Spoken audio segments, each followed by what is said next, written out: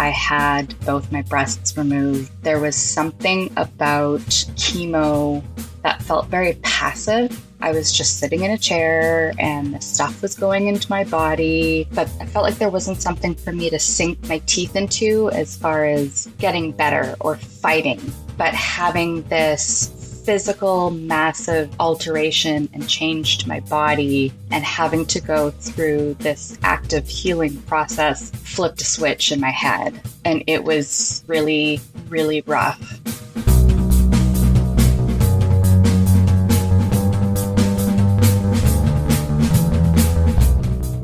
Hello, welcome to another episode of Bunny Hugs Mental Health, a free safe space for people to share and learn from others' experiences with mental health and addictions. I'm Todd Rennebaum, suicide attempt survivor and a recovering substance abuser, and I've got another wonderful episode here for you this week. This week I'm speaking with Jessica Jimmo, and she's had a few different experiences with mental health, but we are really kind of focusing on her cancer diagnosis and the treatment and how that affected her in her relationships and her life. It was breast cancer, and she's had to have the double mastectomy. And she actually met her boyfriend after the operations. So, we're going to discuss all that kind of stuff, as well as a couple other things leading up to her cancer.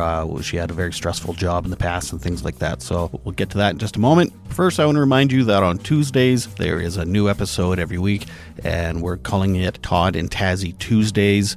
That is my friend Taz Norris. He is a stand-up comedian, and he has all types of experience with mental health and addictions and things. And that's about a 20-minute episode with us having different topics, and hopefully in the future we're going to have maybe some guests or some games or something a little different than these episodes, but something entertaining. Anyhow, those are on Tuesdays. Please, if you want to know more about the podcast, more about me, go to my website, www.bunnyhugspodcast.com. So there you'll find a bunch of stuff about me, about the podcast, about merch and buying me coffees and all that kind of stuff. Anyway, this week, like I said, I'm speaking with Jessica, so without further ado, I give you Jessica Jimmo.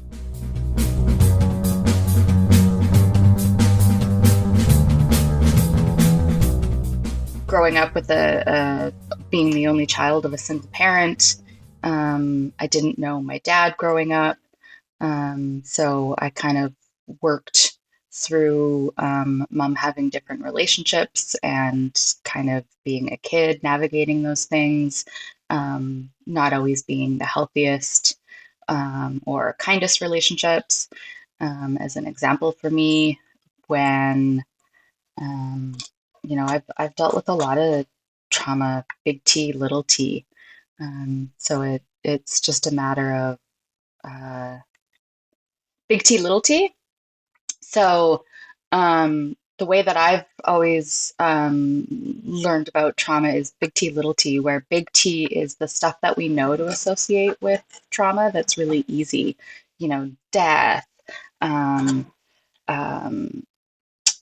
assaults, abuse, sexual assault, the major traumatic, jarring, life-altering sort of experiences or moments. And then little t can be little stuff that sort of adds up over time to almost become a big T. So, gotcha. So it's like acute trauma versus like chronic. It's yes, like daily, exactly. Little daily shit that just gets to you. Exactly. Like it may not feel as severe compared to some of these big events, but over time it really has a significant impact. Gotcha. Yeah. Big T, little t. The little t for you was growing up with a single mom who was in and out of relationships. Yeah. Or not knowing my dad, there was, it was really difficult to be kind of othered about, having something wrong with me because I didn't have a father present or I didn't know my dad. Well, it's funny how that's like not even an issue anymore for kids. I know that's just a family unit is so complex as it always has been and should have been talked about. Yeah, her kids don't understand our little T's. They're like, what? So you only had one parent? Big deal. I know, exactly. Like it was just, it's so normal now, which is beautiful for kids. I love that for children. They have so much more acceptance and awareness of really what is, but it's also causing them to be pretty anxious and worried a lot about what is too. Like, we didn't have bullying online when we were kids, right? So they have different Exactly. shit to deal with than we did, but Exactly. In some ways, the stuff that they're dealing with escalates. Yeah. So, no. And then, growing up, I had a really abusive coworker at one point. I had a coworker who was bullying me as well. He was a narcissistic piece of work that took me a long time to kind of figure out why my feelers for him were off. Everyone loved him, and I was just like, and there was some, yeah, not great stuff sitting under the surface there, which eventually came out. And yeah, so it so was was that coworker, did he trigger something in you that he reminded you of somebody that abused you and that's why your spidey senses went? probably for sure. Hmm. Yeah, there was spidey senses going off because I'm like, there's something amiss here. And then I kept kind of trusting in people around me that trusted this person. And it ended up exposing me to be in a really vulnerable position with them when we were on a staff retreat. So, in a case like that, it was a little T turning into a big T. Oh. Oh, yeah. So there was, I don't know if we'll include this, but just because I've never talked about this publicly, but yeah, there was a sexual assault involved with a staff retreat. Yeah. So Man. little T's can work into big T's, and you never know when they're going to show up that way. Well, yeah, But especially with people like that where they groom you and coerce you. yeah, he was in a position of power. So I was working in an alternative high school at the time, and he was the school counselor. So yeah, he was in a big time position of power. Yeah. Ended up figuring out why things like the girls' dress code was something that he was so fixated on. He was very much of that mindset of don't distract boys. Because I think that was a bit of a projection. He was distracted, stuff like that. Yeah, yeah. So, no, there's been lots of different stuff throughout my lifetime. So the fact that there's different mental health struggles is kind of like a well, duh. So when my psychiatrist was like, yeah, I think we're dealing with some generalized anxiety and depression and PTSD, I was like, oh, well, would you look at that? You're like, I told you. Well, no, it was Hmm. it was him telling me because it wasn't a picture I had put in those terms before. But to have someone reflect that to me and the way that he did, I'm like, yeah, that makes sense. I always sort of think I had this disassociation to the idea of depression. I was always like, oh, that's not me.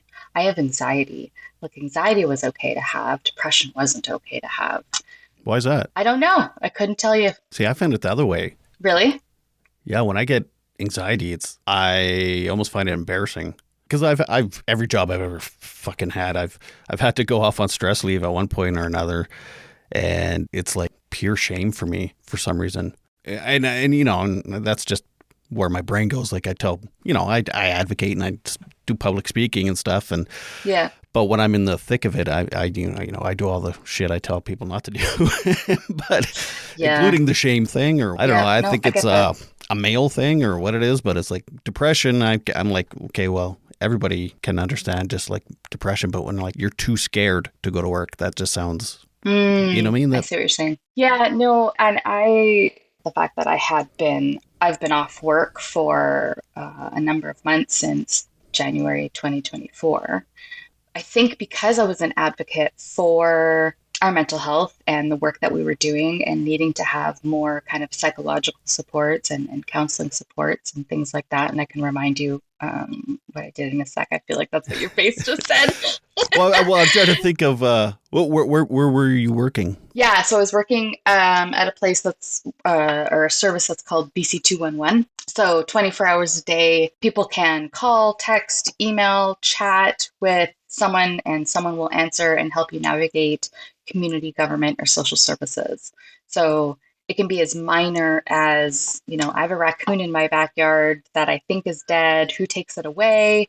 To how do I contact my local MLA? To I'm homeless. I have children with me.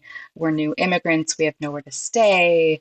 My partner is using substances.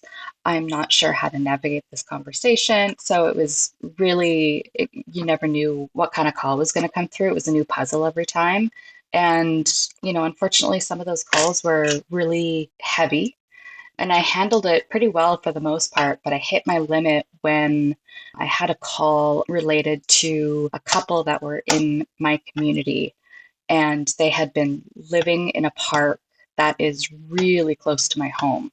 The way our apartment is positioned is we're on one street, but there's a cross street like this. Hmm. And so I can see up that street, and up that hill is where the park is. So it's not like I can see the park, but it just feels like it's right there.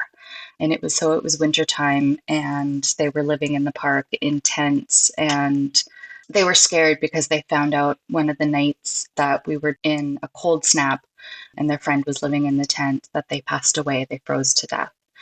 And I was trying to find them resources that we normally draw on every winter. But for whatever reason, they weren't available to me. The admin hadn't been done on the backside to kind of have resources available for me to share with people.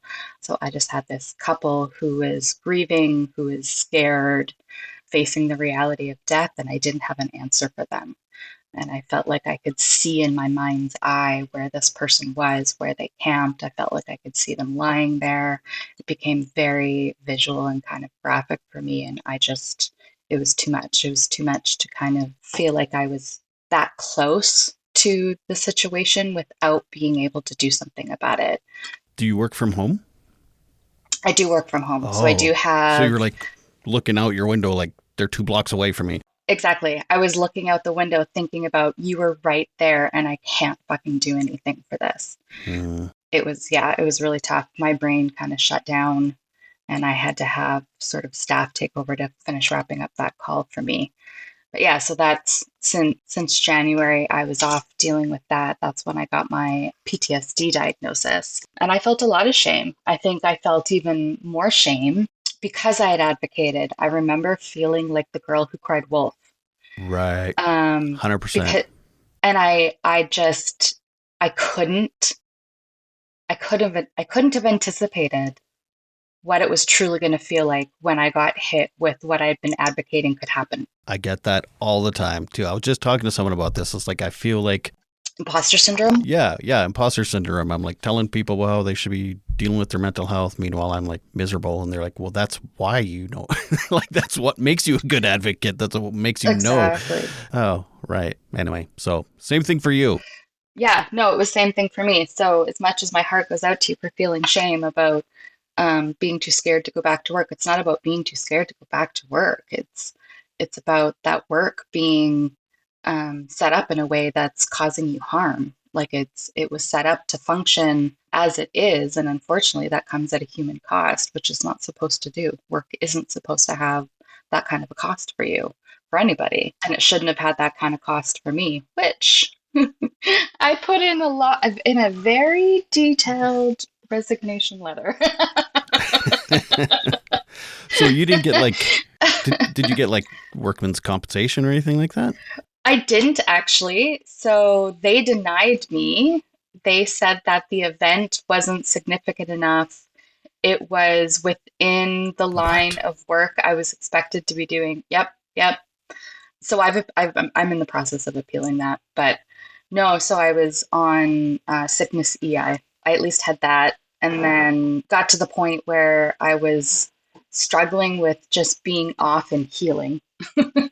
you know, Mm-hmm. and got to the point where I was like, I think I'm ready to get back to work. I just can't do the same work. I can't go back to the same thing. I'm going to be triggered like all over again. The housing crisis we Is used to call it yeah, I say was just because I'm not doing that job anymore, but is a big trigger. We talked a lot about sort of moral fatigue as a way to kind of classify burning out around certain topics, and housing was definitely one of them for sure. So yeah, the main topic I guess I would want this episode to be is kind of the having an illness like cancer and how that affected your mental health, and because Hmm. there's stuff even there's the big T is that maybe the diagnosis, but the little T is all the stuff you never think about when you get illnesses maybe. Oh yeah, I could go on and on about little t related to cancer for sure. On November 16th, 2020, I found my cancer. I had dubbed him Earl. I gendered him and I named him so I had something to get mad at after the Chick song Earl's Gotta Die. So I found Earl. I found Earl November 16th. And what's interesting is about 80% of the time when someone finds a lump or an abnormality in their breasts, it's nothing. It's a cyst, it's benign, it's meaningless. But that 20% of the time it isn't. And, so that's a really big majority. 80% of the time it's nothing, right? So the odds of it being nothing for me were pretty high, but I knew right away. I knew I just had a really strong felt sense that this is what was happening. Did it go run in your family or anything like that? Nope. I No. have very few sort of environmental indicators. Didn't run in my family. I did genetic testing. I don't have any known genetic sequencing that predisposes me to any kind of cancer. Yeah, so it was just a fun luck of the draw. Hmm. Good old luck. It's like, I can't win the lottery, but I get breast cancer. But Yay. yeah, right, exactly. But it's a really unfortunate thing is the majority of the time with a lot of different cancers, it's just luck. It's not something you have or haven't done. It's just something that happens. But yeah, so I, at the time, was in the middle of grad school. I was studying for a Master of Public Policy, and I had just finished my bachelor's of social work. And so it wasn't lost on me that I was an ideal advocate as I was going through the system, because I had these skill sets and this lens of looking at people and how they navigate systems. The journey to my diagnosis wasn't kind of the usual route. I had to fight to actually get my referral, my initial sort of diagnostic testing referral moved so that it would happen faster.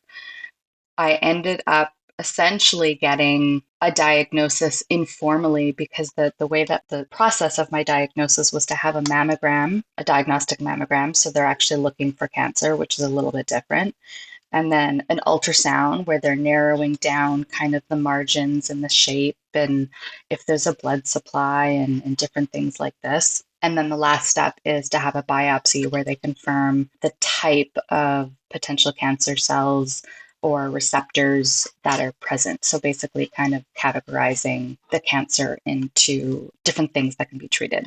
And so I was supposed to have a meeting with the nurse ahead of my biopsy just to kind of prepare me because it's kind of like a surgery.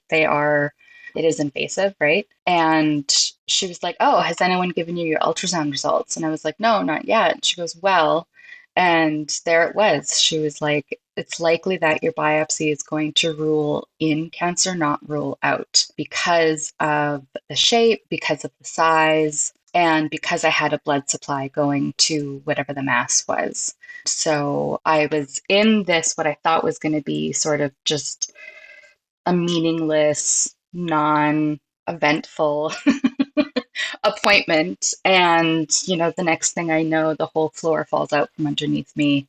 And I've got to somehow stand up and get out to the car where my mom is waiting for me.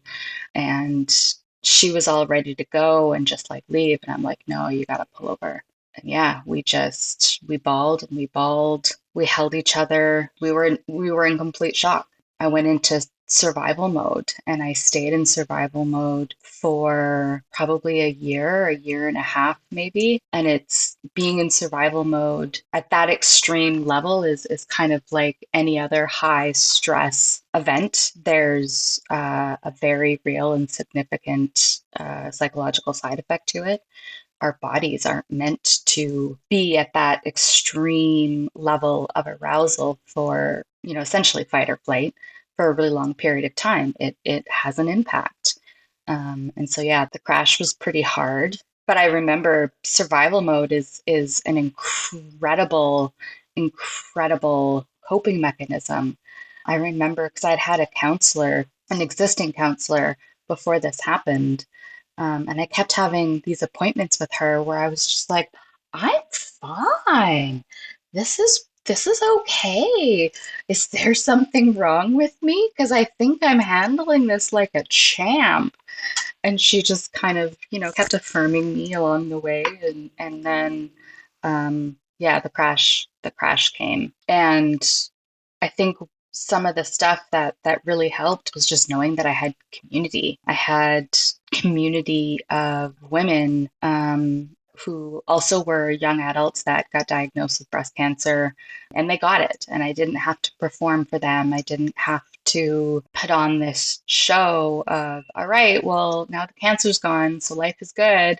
I'm just going to pick up life and move forward, because it just doesn't work like that. You don't go through cancer treatment and just kind of return to your life like nothing's happened. Anyway, where were we? Yeah, exactly. It doesn't work that way. So did the crash come after you were cancer free? Yes. So I think the first layer of survival mode sort of dropping, in reality really sort of sinking in, was after I had gone through chemo, and immediately after I had my mastectomy. So I had a double mastectomy. I had both my breasts removed. There was something about chemo that felt very passive. I was just sitting in a chair and the stuff was going into my body, and I had all these awful symptoms and side effects, but there was nothing for me to, I felt like there wasn't something for me to sink my teeth into as far as getting better or fighting, but having this physical, massive alteration and change to my body, and having to go through this active healing process somehow flipped a switch in my head. And it was really, really rough few weeks. Can I tell you a joke? Yeah. Okay. Do you know Norm Macdonald? I'm not good with names. He's a comedian. He actually died of cancer a couple years ago. He was on Saturday Night Live. Okay. Canadian guy. I might recognize, I might see their face. I know. He one of his stand-up routines, he talked about how his uncle bravely fought cancer, and he's like, I don't know what he did. Anytime I saw him, he was just watching TV. And it's like, yeah. It's true. Yeah, I don't know if he had any major operations or if it was just, like you said, like you were getting chemo and you're just sitting there like, I don't know how to fight this, until you actually had like a very evasive surgery. Then you kind of, yeah, exactly. Then it clicked in. No, it's for sure. All of chemo, through my chemo, I watched the entire series of the Gilmore Girls. Oh, Christ. That there I'd be, one episode I'm like ready to puke. Yeah, it was definitely a happy pick-me-up. A welcome distraction. Those weren't side effects from chemo. That was from watching the show over and over. No, it was earnest and wholesome and funny, and I don't know, I guess it was what what my body needed at the time. Took me by surprise too, to be honest. I mean, there was also a lot of very dark things that I watched. There was a lot of dark humor for coping that a lot of people often didn't get. I used to joke. People are often like, oh my goodness. But I used to joke that I had, from the side effects of chemo, I had more accessories to help me go to the washroom than I ever had to do my hair. Because it was just, there was so much of your system is affected and just decimated. And it's weird because that's the point. Chemo, the whole point of chemo is to kill cells. Unfortunately, it's just killing healthy cells at the same time. And my job during chemo was to let that happen. It was to not support my body in being healthy. It was to let it be decimated. Yeah, just lay there and be a mess for a while. And it was funny because I remember feeling in the early days like chemo was the tsunami that was coming at me, and it felt so counterintuitive to just be passive and let it hit me because I'm a very visual person. But then one day I flipped a switch in my head, and the tsunami changed. The tsunami wasn't chemo coming at me. The tsunami was cancer. And so then it felt like my job was to just run and climb to the top of the mountain as best I could, as exhausted as I could, so that cancer wouldn't wash me away. And that's what the mastectomy was like. That was the where it hit you. Once I had that mastectomy, I just remember I just cried all the time. I was exhausted. I think that was partially because of, the healing my body was doing, but the emotions. Within 2 weeks of surgery, you get what's called a pathology report. And that report has dissected and looked at all the tissue that was removed during surgery and assessed for the most accurate sort of cancer staging, and assessed for if there's clean margins, which means basically that there was healthy tissue around all of the cancerous tissue so that it's contained. You don't want to kind of find that there's unclear margins because it means that there's probably cancer that got left behind. When I got my pathology report, the emotions were so pent up behind it. It was actually really funny.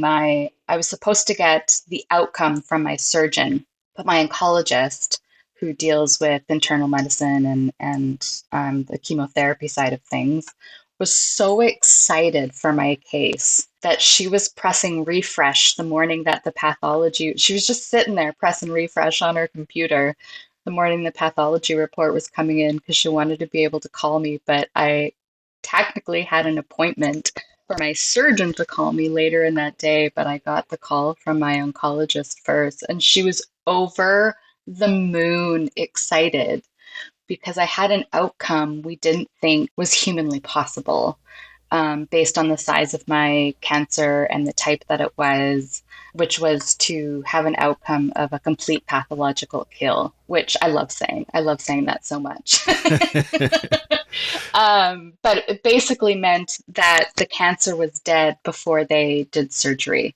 It meant that we completely killed the cancer with chemo. So you didn't need the mastectomy? No, I still needed the mastectomy. You did? Oh, okay. Yeah, I still needed the mastectomy because of the type of cancer I had. I needed to remove my breast tissue, or I wanted to remove my breast tissue. But yeah, so it basically meant that what they did remove was scar tissue. But the emotions and the buildup behind this report and getting the outcome, knowing if I had to have more treatment, knowing if I needed to have radiation, which I was petrified for, was so surreal that as soon as I finished that call with my oncologist, my whole body, and my mom experienced this too, we went into the most severe state of numb I have ever experienced in my entire life. We were just completely flat affect, no emotion, couldn't talk. It was an absolute paralysis. And I felt so bad because when my surgeon called me later in that day, she's calling with amazing news, and she's the most animated I've ever heard her. You're like, yeah, I already know. I didn't tell her that. I didn't want to take the wind out of her sails too much, but I was just completely flat. I felt so bad because she was like up here and I was just like non-existent. I dropped off. But it just really speaks to, I think, the extreme capacity our brain has to protect us from things that we're not able to manage or cope with at the time. Yeah, I can't imagine. Constant, like that, like you said, fight or flight. I don't know what the chemicals are. I forget every time when you're in that. And then also just like, I know what you mean. The tap just is shut off. Bloop. Yeah, it just shut right off. Like, okay. Well, anyway, where were we? I know. I think in some ways, my cancer diagnosis during that period of time, was harder for the people in my life than it was for me. Oh, yeah, I can imagine. I see that all the time. One thing I've learned through my experience with mental health and addictions is you never know what you need to hear until you hear it. Make sure to rate and review on Apple and to tell as many people as you can about the podcast so others can hear something they need to hear from one of my guests. After all, this is a free mental health service, which is a rare thing, so why not share with as many people as you can? Flex your business with an American Express Business Gold Card. You'll earn 4 times membership rewards points on your top 2 eligible spending categories, like transit and electronics, each month, on up to $150K in combined purchases per year. Plus, you can now earn 3 times membership rewards points on flights and prepaid hotels booked on AmexTravel.com. Terms and points cap apply. Learn more at americanexpress.com/business-gold. Amex Business Gold, built for business by American Express.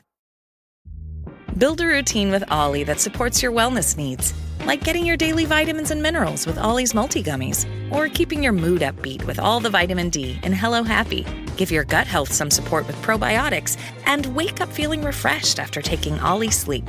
Do wellness on your terms. Find Ollie at a Walmart or Target near you or at ollie.com. These statements have not been evaluated by the Food and Drug Administration. This product is not intended to diagnose, treat, cure, or prevent any disease. Oh, it's such a clutch off-season pickup, Dave. I was worried we'd bring back the same team. I meant those blackout motorized shades. Blinds.com made it crazy affordable to replace our old blinds. Hard to install? No, it's easy. I installed these and then got some for my mom. She talked to a design consultant for free and scheduled a professional measure and install. Hall of Fame son. They're the #1 online retailer of custom window coverings in the world. Blinds.com is the GOAT. Go to Blinds.com for 40% off site-wide. Blinds.com. Rules and restrictions may apply. Yeah, I mean, that was having to tell people in my world that I have cancer was honestly one of the hardest parts of the whole experience. I officially got my diagnosis on December 30th, so New Year's Eve of 2020. So I always joke 2020, the year that kept on giving, because it was just such a fucking gong show. Like one more thing Right at the end, just if in case you didn't have enough this year, we thought we'll give you cancer on the last day. I just had in my head, I had to tell my grandparents. You know, being an only child of a single mom, our family is small and we're very, very close. And so I ended up having to just destroy their New Year's Eve because there was something in my head. I couldn't go in to 2021 without all of us being on the same page that we were going to fight this, and 2021 was going to be a year of healing. I wanted to leave all the shit in 2022 or in 2020. The diagnosis and having to tell them and have that conversation. But it was one of the worst experiences of my life. I shook like a leaf. I was nauseous. It was the most, I think, extreme anxiety I've still had to function in without tapping out. It was surreal. Yeah. So you would rather have cancer? No, what am I trying? You would rather have cancer than tell people you had cancer? Almost. Is that what I'm saying? It's kind of relative to being in survival mode. Like for myself, as an advocate, it's always easier to advocate for other people. That's right.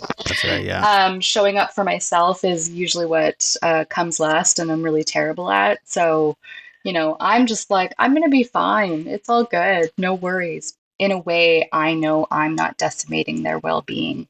It's not my fault. But I can't I can't control the fact that this is just going to destroy people that love me. And I also can't help them with that. As an advocate, I don't have, as someone who is a protector and a caretaker and all those kinds of classic advocate sort of responsibilities or behaviors, I couldn't do them. I didn't have the strength. I didn't have the spoons to, lying around to be able to take care of other people as I went through this process. And I knew that, that was the hardest part. I just had to kind of unleash this beast into my world and just watch it hit people. It was really awful. My dad's best friend, he was diagnosed with cancer. He had a new wife and stuff, and he didn't tell anybody. not even his wife. I get that. And it wasn't until he was like his last week of life, basically, when he was going into the hospital to like have care. Hospice care? Yeah, that everybody was like, what? Yeah, I've known for a couple of years kind of thing, or however long it was. And yeah, I totally get that. Yeah. Yeah. I mean, I totally get that. I wouldn't have the ability to do that. I'm such a... I mean, I say that was one of the most difficult parts of facing cancer. But then at the same time, I wouldn't have been able to done it any other way either. I'm just so transparent.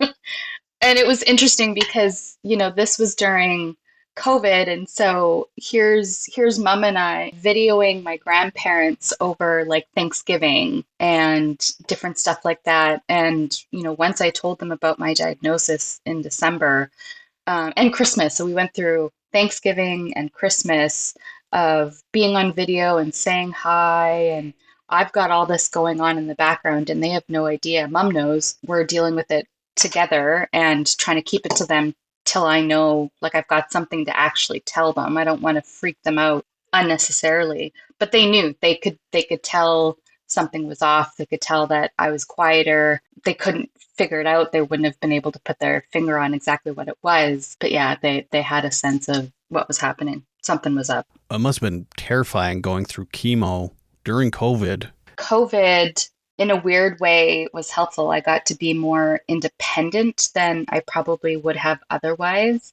My work rolled into working from home.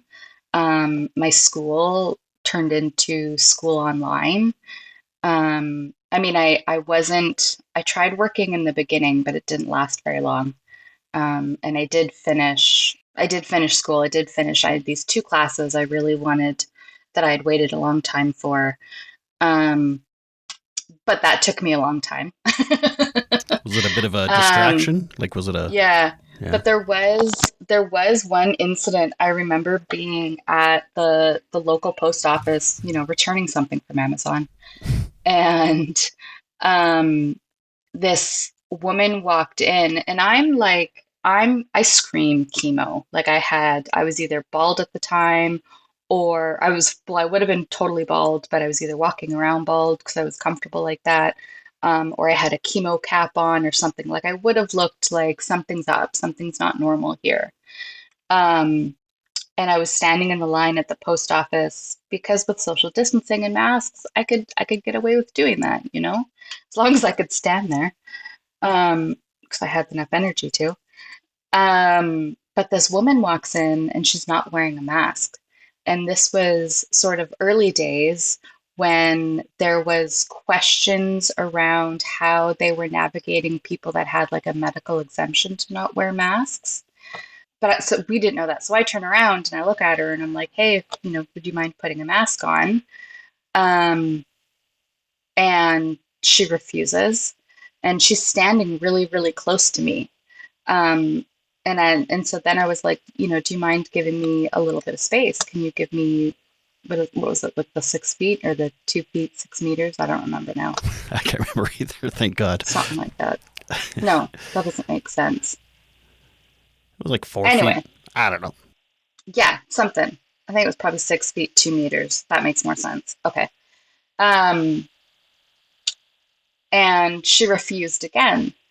And I just got really scared. I was pins and needles kind of anxious and scared because I don't know how to communicate. Something's wrong with me. And your choices, as mundane as you might think they are literally putting my whole life at risk. I had this crazy letter and card in my wallet that I had to carry around all the time. Because if something ever happened to me and I was in public, or if I had to go to the hospital, it was this bright red letter that said if I had a fever, these are the immediate life-saving measures they had to take because I could die within a couple hours. Getting COVID when my immune system was that weak was just not a possibility. I had never had any issues with anyone being respectful of that, giving me space, wearing masks. any of that except this one woman and just refused. And I felt this like physical sensation of just wanting to hurt her because I didn't know how else to escape this scary situation safely. And I mean, I didn't, but there was just this overwhelming, it was fight or flight, and it was going to be fight because I need to survive. You should have said, oh, I've Ebola. It's for your benefit. Yeah, I don't remember what I said. I do remember that the staff at the post office stepped in and asked her to leave. She continued to refuse to, but they essentially started talking to her and moved her away from me and then hurried. Everyone in the line kind of like agreed that I needed to get out of there. I needed to get out of the situation. So they processed me really quickly and helped me get out of the store while they were dealing with her. People are weirdos. Yeah, that was one of the scariest experiences. I was confronted with this bold-faced denial and refusal, and I didn't really know what to do. Yeah, you just don't expect someone to function that way. I don't know. Yeah. I know my rights. Yeah, exactly. You have the right to give me death, possibly? I know. I have the right to receive death from you because you can't cooperate with really small invasions of your body for a few minutes. You didn't have a partner at this time?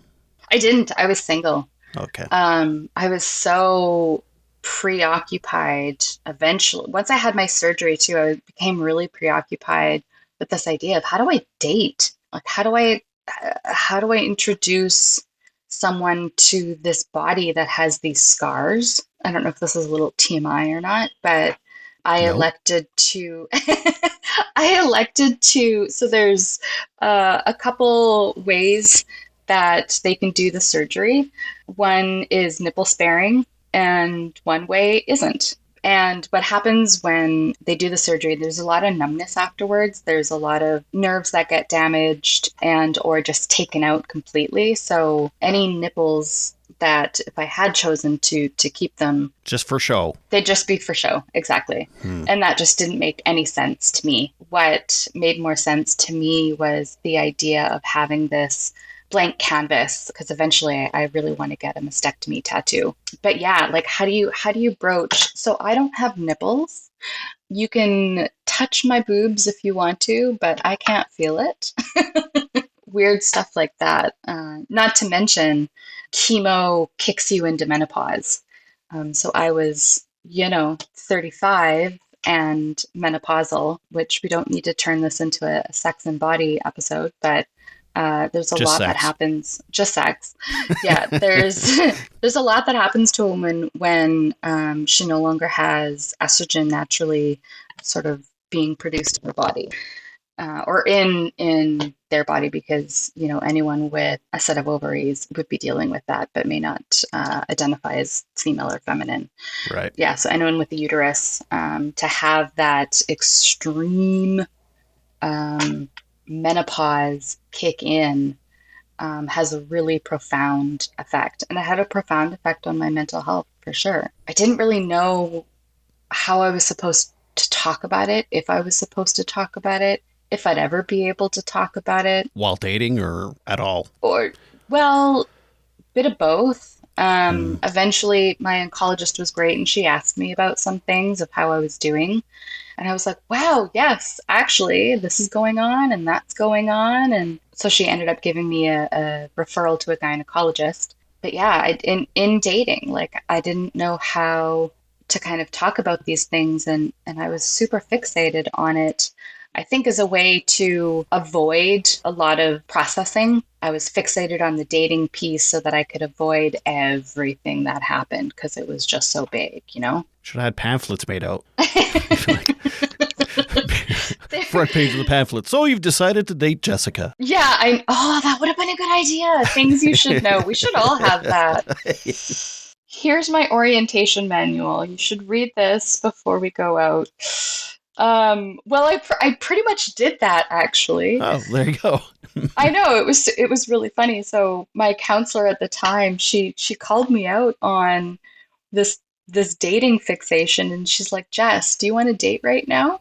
And I was like, no, fuck no. What are you talking about? I'm like fresh out of surgery. It's only been like a month or whatever, however long it was. This, that, and the other thing. I'm like, no, definitely not. And she's like, okay, can we just put a pin in it? Can we just kind of like maybe put that on a shelf and not be something that you have to tackle right now? And I was like, yeah, I guess that makes sense. And then it was very serendipitous because about a week later, my current partner came into my life. Ah. So I had that moment of I'm gonna leave this behind. This isn't something I want to do right now anyway. Was he your gynecologist? My gynecologist? No. Oh, okay. No, Steve. Steve is my partner. But yeah, so it was really kind of cool. It was funny. We were in a Facebook group for our community for people who were single. It wasn't necessarily with the intention of dating. It was just for a social group for people who were single and didn't want to necessarily go out with the friends that are married with kids and that kind of a thing. Because got that already. And I had been, because I was so not in a place of dating, and the advocate in me really wanted to talk about breast cancer and awareness and self-breast exams and stuff like that. I had done this really big post in October to just kind of let people know what I had gone through, but what I wanted them to know, things that I had learned. And so in my mind, I put that out there and I'm like, no one's going to see that and be like, she's my kind of girl. And he was in that group. So it's more like you made it like reasons to avoid me more than. Yeah, pretty much. Pretty much. And Steve took that as an invitation to start bantering with me in comment sections. Yeah, so it turned out beautiful, and I couldn't have been any more lucky. He's been so incredibly supportive and compassionate and kind and patient with me. There's been a lot that's happened since treatment, and he's been there every step of the way. It's been pretty incredible. He's the only man who's ever had these boobs. Ah. So you do have boobs. He gets to say that. I do have boobs. I did reconstruction. Gotcha. Okay. Yeah. But nip free. Yep. It doesn't matter how cold you get. Your high beams never come on. No, exactly. But yeah, and so he went on this journey with me. He saw me at some of my worst. And a big part of what got worse after treatment was my undiagnosed ADHD, which was a life-changing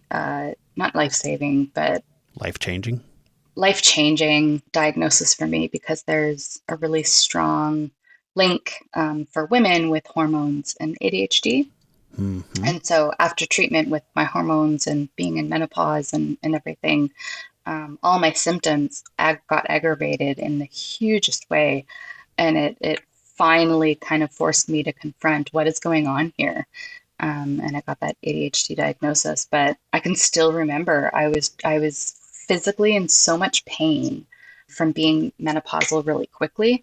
It's supposed to happen like slowly and gradually, not quick like that. And so my joints and my body and everything hurt so bad. And I had a bunny that I had to get like down on the floor with. And one day I was sitting down there with her and I was eating cottage cheese, and I was just in so much pain. I couldn't figure out how I was going to get up. So I'm just like sitting there crying in my cottage cheese, which was the point where I had this almost like out of body experience, seeing myself crying on the floor with these salty tears in my cottage cheese. And a bunny. And my bunny. Yeah. And I knew I needed help. I knew I couldn't do it on my own. So that's when we started to kind of play around with some of my medication a little bit. That's when I started talking about the ADHD symptoms that I was experiencing, though I didn't know to call it ADHD at the time. Have you heard of PMDD? PMDD? No. It's something that a lot of women with ADHD have. I screw this up every time. Premenstrual dysphoria disorder, I think it's called.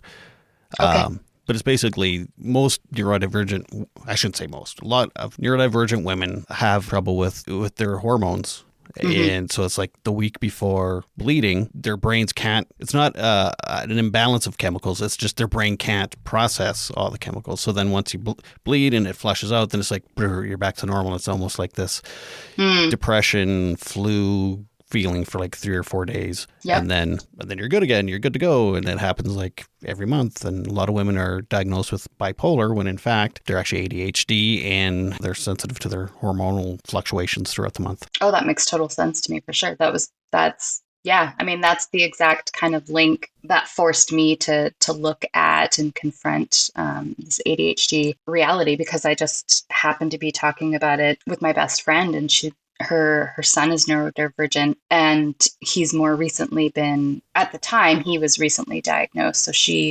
and she's a counselor. So she was, in that world a lot more, and helped me to make the connection between the hormones and women and, the menopause that I was going through and stuff like that. And so parts of my life that were already difficult, like just getting out the door, were so much harder. Work was so much harder. And I just wanted to give credit to cancer and chemo brain, but it was a double whammy. It was chemo brain and ADHD brain on menopause. Yeah, it was pretty horrific. In extreme cases, some women will get hysterectomies. Yes. And I've known many women who have done that. It's a pretty intense, from my understanding, it's a pretty intense procedure to have that done and the recovery. So it hasn't been on my radar yet. Also, the awareness helped a lot. Being able to identify behaviors for what they really were. And medication has been helping a lot because of the incident that happened at work that put me on leave. My doctors had put in a referral to a psychiatrist. Thankfully, there was a psychiatrist who was willing to take me on, so I didn't have this incredibly long wait list. And so we've been balancing my medication differently. And yeah, I think between, anti-anxiety and depressive medications, or antipsychotic, I can't remember, there's a bunch of them, and my ADHD meds, my Vyvanse, I'm at a good place. So I don't know if I would have to, unless one of those medications became ineffective for me.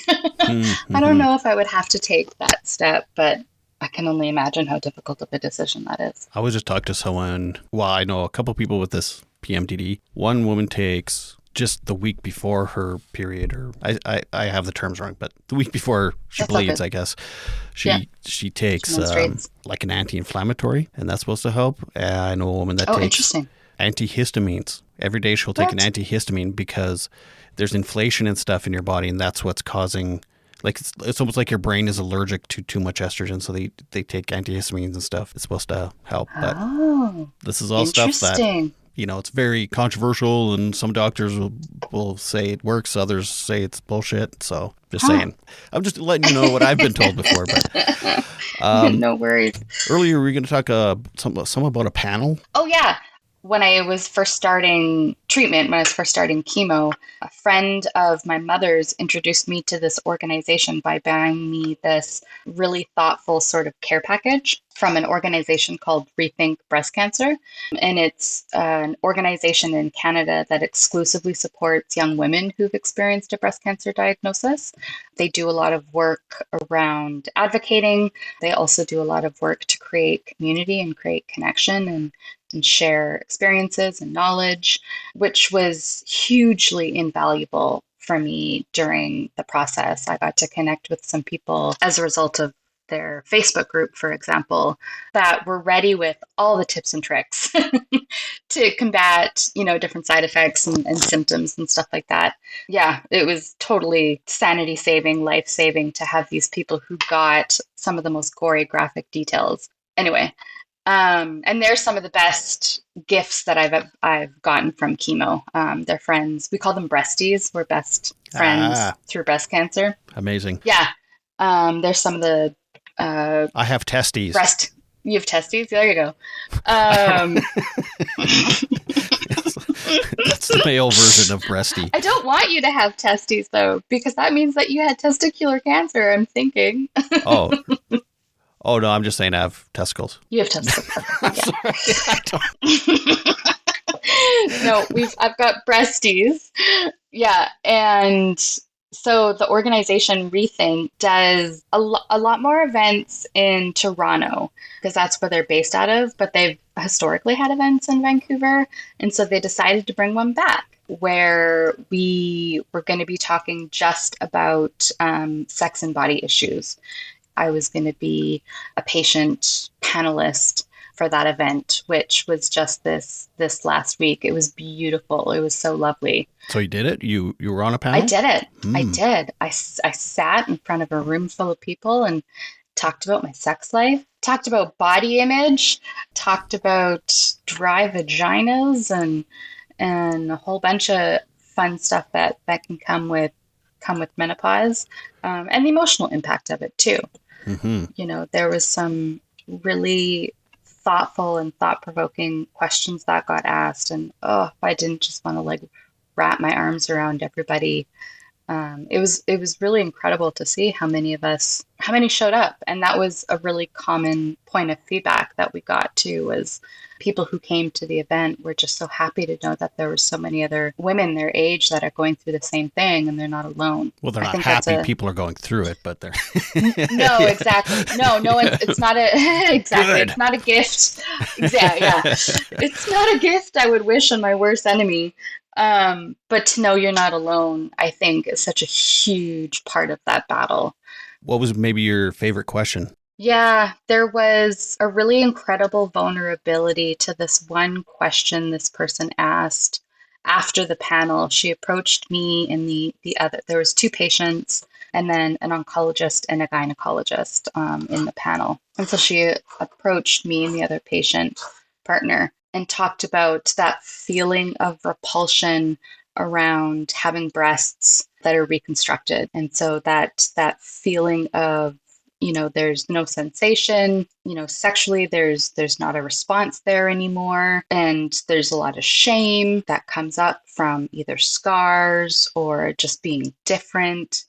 And she wanted to know, you know, how do you manage that feeling of repulsion when someone looks at your breasts or touches your breasts or is engaged with them somehow? And it just, it broke my heart that she'd been sitting with this question on her own. I mean, in fact, it's one where I offered to try to connect with her outside of that environment. So we'll continue that conversation. But I was so impressed by the vulnerability of asking something so raw. It just really touched my heart. Yeah, I wonder how many other women were thinking that, but didn't ask it. Yeah, exactly. I bet it was a question that was in a lot of women's minds.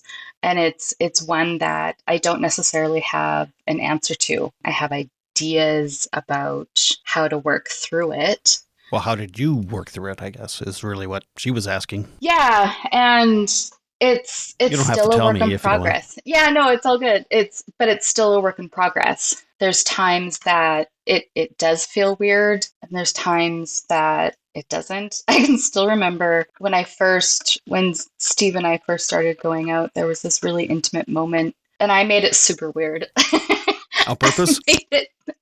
No. Because that would be me. I'd totally be on purpose.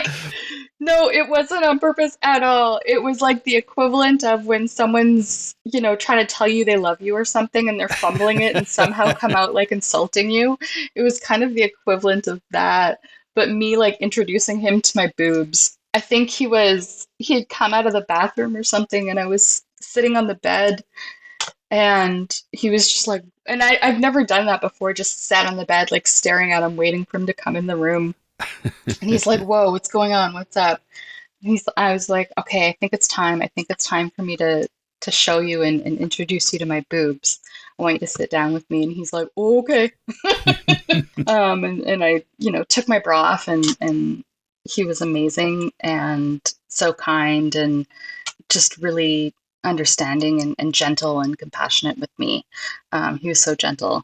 But I didn't know how else to do it. I was just like, do I just whip off my bra when you're not expecting it? Do I make it a thing? So I made it a thing and I made it weird.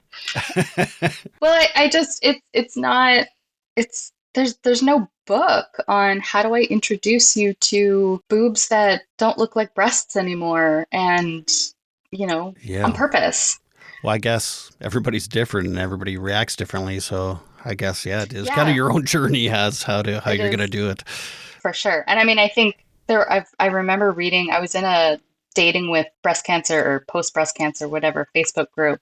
And I remember being so awe-inspired by this woman who was just so not flippant, but direct and candid about, yep, this is me, this is what I've got, or this is what I don't got.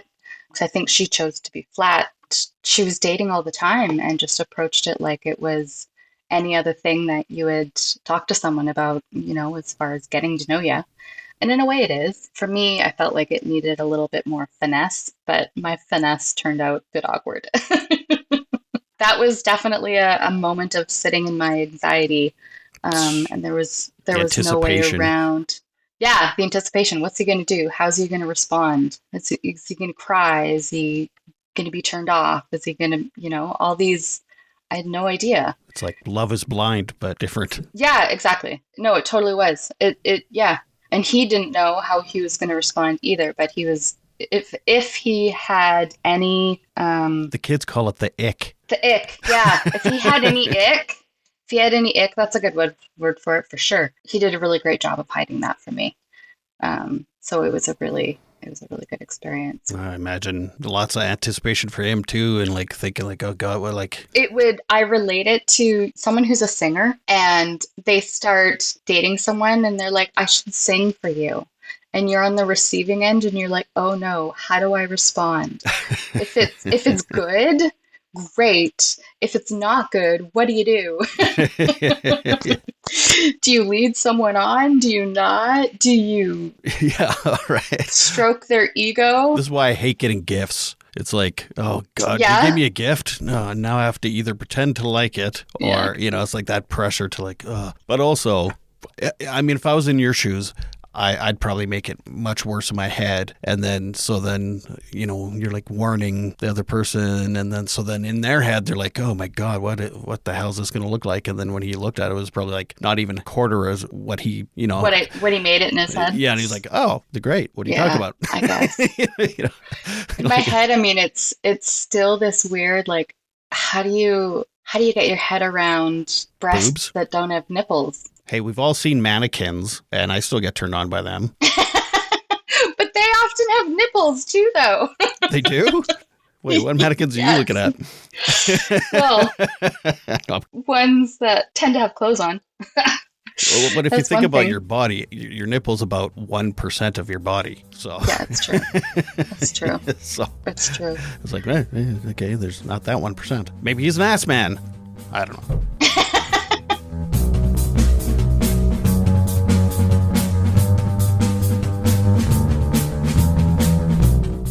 Thank you so much, Jessica, for sharing your story and being vulnerable and open like so many of my guests are. And I'm glad that you are healthy and doing well and you've got yourself a partner and it looks like you're doing pretty good. So that's amazing. And thank you again. Hey, thank you everyone so much for listening. It's always very much appreciated. Please tell other people about the podcast. There are so many people that could get so many wonderful messages from my guests. So please share. Please rate and review the podcast. That's always amazing. The more ratings and reviews you get, then the more likely you are to be found in the great big world of the internet. So please do that if you're able. And keep listening. There are so many great episodes coming up, including the Tuesday ones with Taz. So many wonderful people want to come on the podcast, and that's so amazing. And they've all got so many incredible stories and things they want to share and inspire others. So incredible. Anyway, until next week, please remember to make your beds and take your meds. Bye.